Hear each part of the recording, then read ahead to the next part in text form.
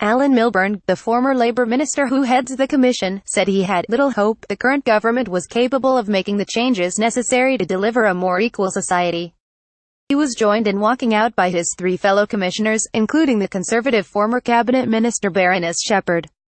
The resignations are a major setback for Mrs May, who entered number 10 promising to tackle the burning injustices that hold back poor people. However, a government spokesman said the departures came after Mr Milburn, whose term as commission chair expired last July, was told that a new chair was to be appointed and that an open application process would be held for the role. In his resignation letter, Mr Milburn said the preoccupation with Brexit meant the government does not have the necessary bandwidth to ensure the rhetoric of healing social division is matched with the reality. He added, "I have little hope of the current government making the progress I believe is necessary to bring about a fairer Britain. It seems unable to commit to the future of the Commission as an independent body or to give due priority to the social mobility challenge facing our nation." The resignations come just days after the Commission warned that unless the economic, social and local divisions laid bare by the Brexit vote were addressed, there would be a rise in far-right or hard-left extremism. In its report, the Commission said London and its commuter belt resembled a different country to coastal, rural and former industrial areas where young people faced lower pay, fewer top jobs and commuting times nearly 4 times those in cities. Mr Milburn told The Observer, "The worst position in politics is to set out a proposition that you're going to heal social divisions and then do nothing about it. It's almost better never to say you'll do anything about it.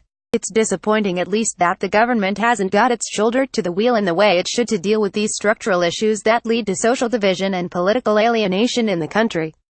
In America for 30 years real average earnings have remained flat. Now here the Chancellor is predicting that will last for 20 years. That has a consequence for people, but a political consequence as well. It means more anger, more resentment and creates a breeding ground for populism.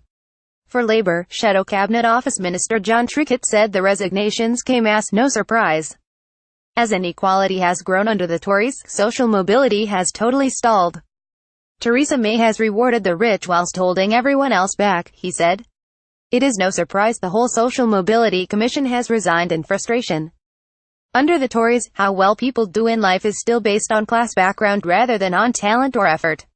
A government spokesman said it is committed to fighting injustice and ensuring everyone has the opportunity to go as far as their talents will take them. We are making good progress with social mobility. We have increased the national living wage, cut income tax for the lowest paid and doubled free childcare, the spokesman said. We accept there is more to do and that is why we are focusing our efforts in disadvantaged areas where we can make the biggest difference.